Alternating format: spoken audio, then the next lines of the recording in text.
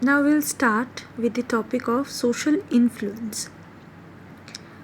Social influence has been defined as the process wherein one person's attitude, cognitions, or behaviors are changed through the doing of others. Means someone else is influencing someone else's behaviors, their attitudes, or their cognitions. The continuity of any society demands a degree of conformity to social norms. Society demands people to comply with the requests and obey authority at times. Now, many a times we face certain situations where we have to maintain our individuality, but still we need to conform, obey, or comply with others in the situation, for that is the kind of social behavior that is expected from us. The society operates in such a way that people are expected to conform to the norms, obey the rules, and comply with the requests of people, and failing to do so might result in some painful consequences. Therefore, social influence may be either readily accepted by a person, it may be consciously done or unconsciously done. That is, it can be reluctantly done, or sometimes it can also be resisted. However, the act of allowing oneself to be influenced by others should not necessarily be seen as negative or over coercive. Like we maintain silence as we enter a library or a church or any other meditation center. Now, such social behaviors is not done by other people. Such influence, a social influence, this is not because of some other people's influence, but by a situational demands that we comply to and we conform to and we obey the rule. It comes from within that we do. So social influence might not always be seen as a negative thing. Now here we will be addressing the three types of social influence, that is conformity, compliance, and obedience. Let's start with compliance. What is compliance? Compliance may be defined as a change in overt. What is overt? That is seen from outside. Overt behavior after exposure to other people's opinion. Now, this definition was given by Houston in 1996. Now, compliance does not necessarily involve the private acceptance. It may change behavior which can be observed and measured, whereas acceptance can only be elicited by honest self-report. Now, there are many compliance gaining strategies. We will be discussing some very interesting ones. The first of the strategy will be the foot in the door technique.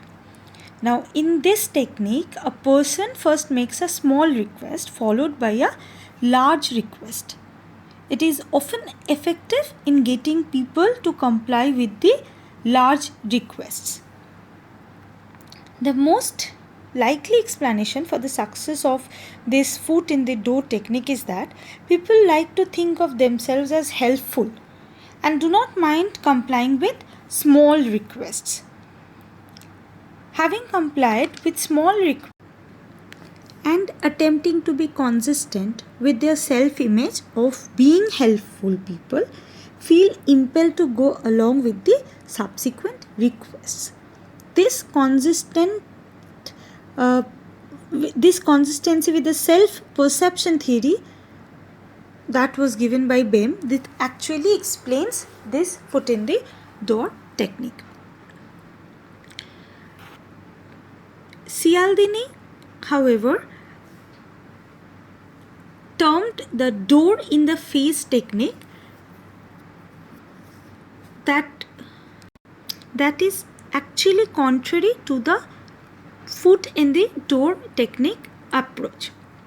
In the door in the face technique, a large unreasonable request is made first and then followed by a more reasonable request, which is the one that the person would like actually to comply with. That is the original request that is made subsequent to the former request. The first request that is made, that is something of a large or unrealistic one, and the one I really want to comply to will be put forward in second position.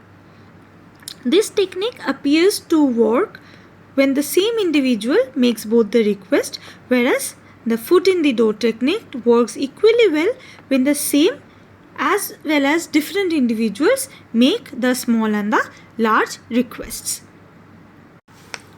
A very popular experiment on compliance was done by Friedman and Fraser in 1966. They proved that effectiveness of foot in the door technique. They found that 75% of people comply if both the requests are of same type, and the compliance rate dropped to 50% when the second request was of different type. Now the third technique is called a low ball. That is a common sales tactic, and many of us has been or have been fallen prey to this at times. It is the technique where the people initially committed to buying an item at an unrealistic price, but before the final deal is completed, they discover a mistake in the price and a higher one is substituted. Now, having initially committed to buy that product, the individual generally agrees upon with the new price and they buy it. Another factors that comes after this is one of the reciprocation, and another one is the lowering of the self-esteem. Reciprocation is when people are more likely to comply with requests from another person if the other person has done them a favor in the past. And the lowering of self-esteem is by getting people to do foolish acts, also results in high levels of compliance. There is another technique that is called that's not all, which works as people are more likely to comply to buy a product if they think they will get something additional for free. That is not all what you are getting for this price. I am presenting an item and saying this is the price of the product, but this is not all. You are not getting only this product, you will be getting something else for free. So when we see this, it's like it becomes to us, it's a value for money. We are paying for one and we are getting two, one for free. So that is the that's not all technique. Other than this, some other factors of compliance are friendship, self-promotion, incidental similarities, social validation, and authority. Next, we will be discussing about conformity. Now, conformity and compliance are different in two ways. Firstly, conformity is a pressure from a group of people rather than a request from an individual. And conformity or majority influence can be defined as a social influence resulting from exposure to the opinions of majority or the majority of one's group.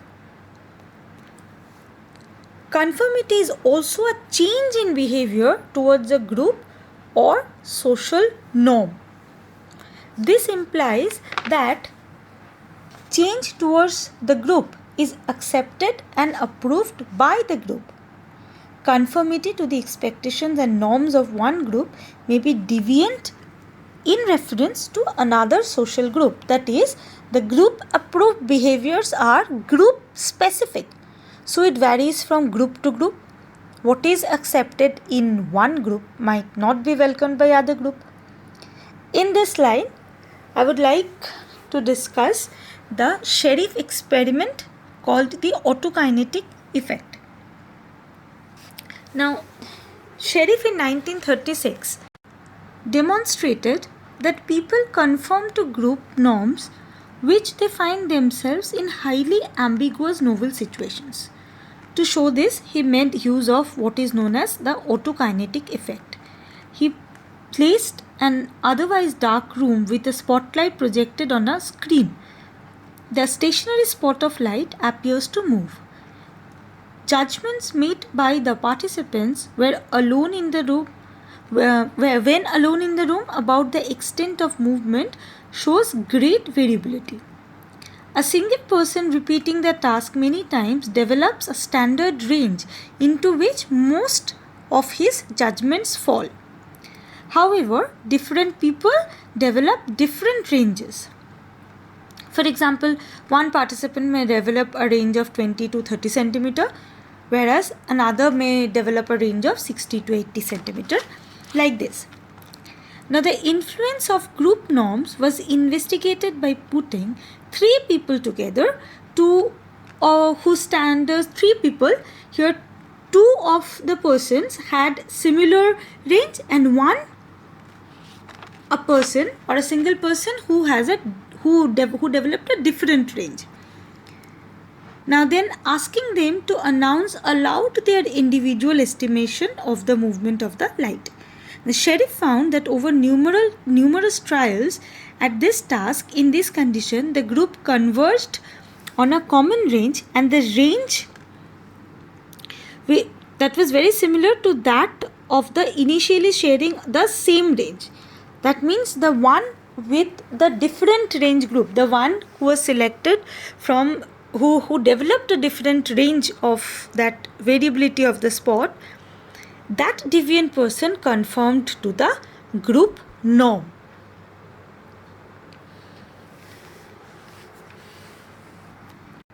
In addition to this, various important experiments on conformity was also done by Ash and Crutchfield. Now we are coming to the factors of conformity. The first factor is non-unanimous majority. To explain this, let's talk about the Ash's experiment and the line judging task. In this task of line judgment, there were 4 conditions. 1. An ally who always gave correct judgment. Second, an extreme dissenter who gave extreme inaccurate judgments. And there was a defector who started with a correct judgment but changed their opinion later to fit the majority incorrect view. The results showed that the conformity levels in all these 3 conditions were lower than with the unanimous incorrect majority.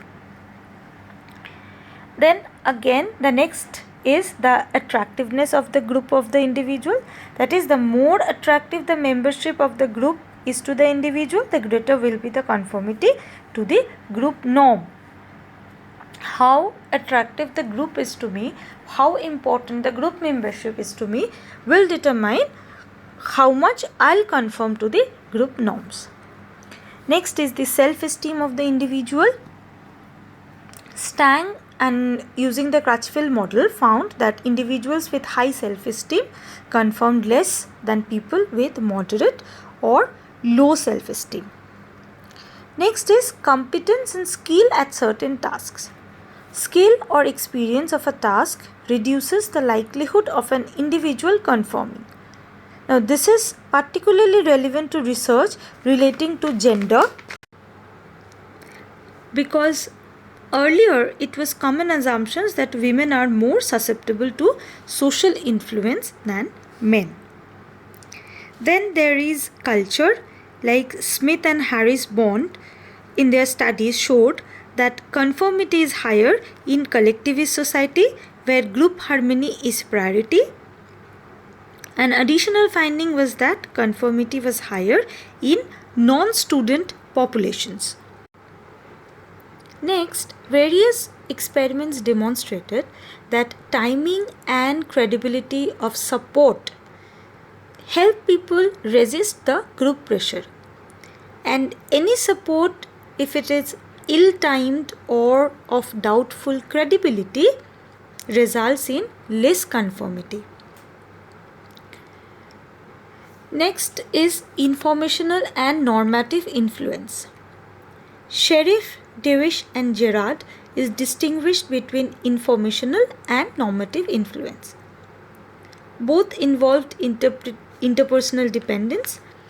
Informational influence occurs when the views of others are considered valid and reliable. This was demonstrated in autokinetic effect by Sheriff. Normative influence arises when there is a need for approval, liking, and maintenance of a positive self-image.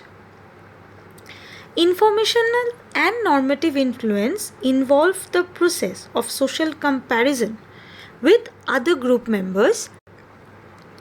People are motivated to seek social approval and enhance their self-image, and this may result in the social comparison process being biased towards viewing oneself as better or more correct than others. Now, in view of this, Moscovici proposed a group polarization hypothesis. He defined this as a tendency for the groups to make decisions that are more extreme than the mean of individual members' initial position. Group polarization is so termed because the collective decision tends to move from the average towards one of the two extreme poles. So decision making was more of a group polarization. Another theory of conformity was proposed by Turner. It was called self-categorization. This is the process whereby one identifies with a group and the group identification produces conformity to that group called the in-group. The group norm is not necessarily an average position of the group members, but the position which most ideally represents the prototype of the group. This is the position corresponding to what the group has in common and what distinguishes it from another group. Therefore, the position held by the most prototypical member is adopted as normative point of reference. The arguments put forward by this person will be perceived to be highly informative and persuasive. This position will vary according to the context of the argument or decision to be made and the salience of the outgroup. This theory assumes that greater group polarization will occur in the presence of an outgroup. Now, in addition to these factors, there are certain reasons for non-conformity as well. These reasons for non-conformity are the desire for individuation and uniqueness. Next is desire for power over one's actions. And the third is size of minority. Now, with this, we have come to the last type of social influence, that is obedience. Obedience is a type of social influence involving performance of an action under orders of an authority figure. The key features of obedience are: obedience involves an order and not a request or any other mean of persuasion. Next, it is obeying someone of higher status. And thirdly, it relies on social power. We will know about obedience from an experimental example. In an obedience study by Milgram, he placed the participants in a room and asked them to pose as teachers and directed them to deliver the shocks to the learners who were located in other rooms. If they gave wrong answers, that means one participant, they posed as teachers and the other was posing as students or learners, and the teachers were asked to give shocks to the learners if they give wrong answers. Now, this person, the learners who were receiving the shocks, were part of the experiments and were asked to act out the response to the imaginary shocks. But this thing was not known to the teachers, to the ones posing as teachers. They didn't know that these shocks are not real. But surprisingly, it was seen that 65% of the participants willingly delivered the shocks to the learners.